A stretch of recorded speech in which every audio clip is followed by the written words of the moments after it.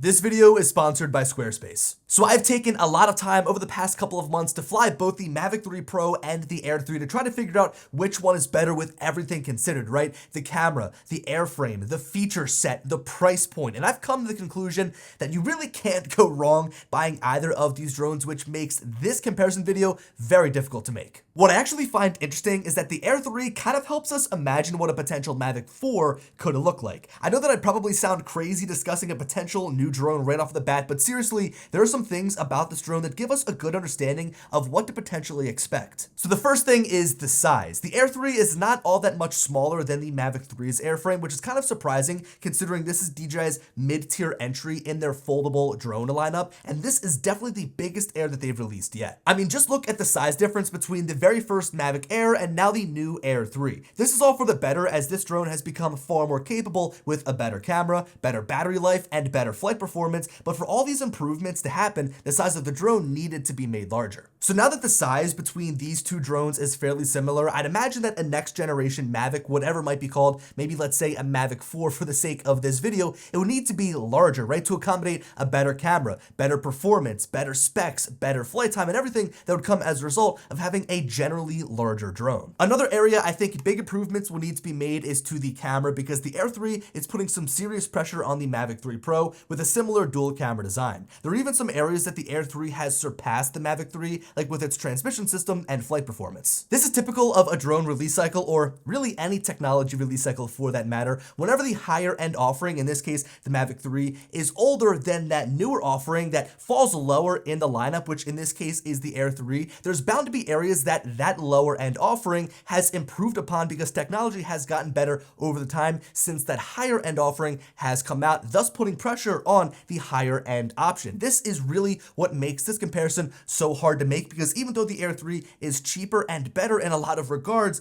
the Mavic 3 still exists and still is a good drone for its age. So maybe a good place to start is comparing these two drones pound for pound on paper, starting with the actual aircraft itself. The specs from the flight time to the flight performance is so damn close, and I'd say that it actually leans in favor of the Air 3. The areas that matter most, like the flight time and speed, are pretty much exactly the same, and the Air 3 beats out the Mavic 3 in every regard when it comes to the range and transmission system. The Air 3 was the first drone from DJI to incorporate their new 04 transmission system, which gives you a ton of range, and I would know I pushed this thing to over 12 miles out in the salt flats, but that maximum range really isn't what we're worried about. It might be a nice marketing tactic to say, hey, this drone can fly 15 miles or 18 miles or however far you want to say that it can fly, but really what's important is how strong that signal is at close distances, and the Air 3 has gotten a massive upgrade over the Mavic 3 because of the 4 antennas built in. So now with 04, the new protocol calls for 4 antennas on the drone and 6 antennas on the remote controller,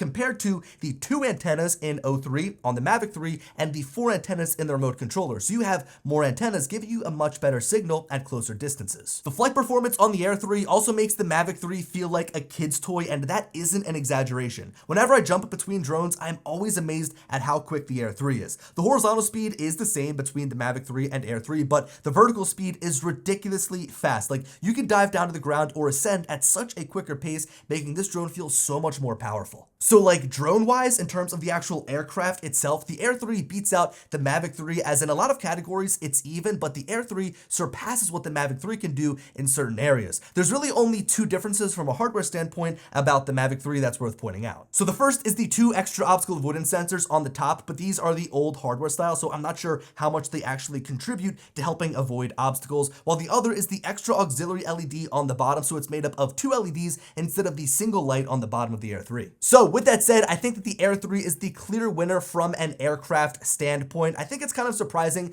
that DJI came out with the Air 3 as their mid-tier drone offering. It's a fraction of the cost of the Mavic 3, and they made it better in almost every regard. The flight performance, the transmission, the flight characteristics, the flight time, literally everything has been improved, which again is surprising, but that is only half the story, as now we're going to move into where I believe the Mavic 3 Pro pulls ahead with the lead, and that is the camera, where it pretty much beats out the Air 3 in every regard. But before we do that, let's hear a quick word from this video sponsor, Squarespace. Just recently, I completely overhauled my Squarespace site with a brand new template to give it a clean feel. It was difficult to find a template because of all of the great options that Squarespace offers, but I eventually found one that allowed me to share my images and information the way that I wanted. Redoing my website was seamless as the new Fluid engine made it easy to fully customize every aspect to my liking. I've been looking for the best place to share my content online, and doing it on my own terms with Squarespace allows me to completely customize the experience. My website is like a central hub for all of my photos and videos, and I'm the one that gets to control how it looks and functions. Squarespace has become a great tool to help run my business from top to bottom. From opening a store to sell prints and presets, to offering courses for my clients, and to invoice them all through one service make for a seamless workflow. So a big thanks to Squarespace for sponsoring this video and helping me display my work online for over half a decade. Okay, so just like we did with the specs for the drone itself, let's first compare these two cameras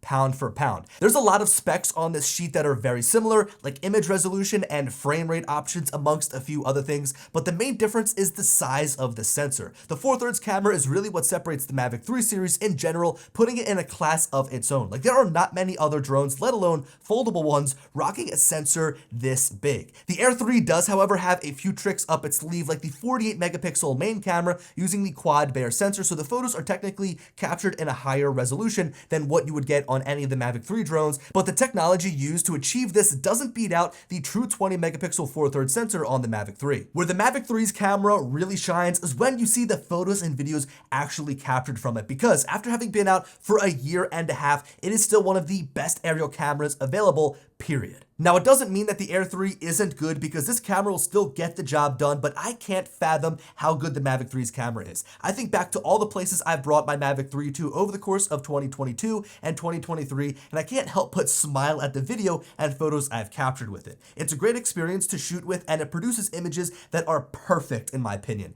The dynamic range, the colors, the sharpness, everything is tuned to the perfect degree. The Air 3's camera is still phenomenal, don't get me wrong. There was a period of time where the Mavic 3 Pro sat on the shelf in my studio while the Air 3 got all of the love, and in that time, I never felt like I was wishing that I had the Mavic 3 Pro instead. This is that vacuum effect that I always talk about though. Like, by itself, the Air looks great, but up against a drone like the Mavic 3, you begin to see why this is a more expensive option, because the camera is just straight up nasty. Now let's discuss the other cameras, because that's a big thing that makes these drones so good. I love the ability to switch over to the 70mm focal length with the press of a button, and having that compression on a drone is a serious game changer. I love using it to get a different feel in the tracking, landscape, and cityscape shots that I'm able to get. Fun fact, the 70mm medium tele camera is the same between both of these drones with the same sensor and specs, so really the only difference in camera is the main sensor. We do, however, have to address the elephant in the room, and that is the triple camera setup on the Mavic 3 Pro, adding the tele camera, which I have mixed feelings about. So this gives you a whopping 166mm equivalent focal length, which is just insane to use on a drone. Now, I don't shoot much video with it because it's kind of difficult to keep stable. Like, with this tight of a field of view, any minor movement is amplified on the drone, especially in windy conditions. I do, however, love using it for photography. It allows for such unique angles and is actually a ton of fun to shoot with. Again, it's not something that I'm going to use every single day, but I'm happy that I have it, and is another reason why I reach for my Mavic 3 Pro usually over the Air 3. So I could literally sit here for hours and talk about the camera and show you example photos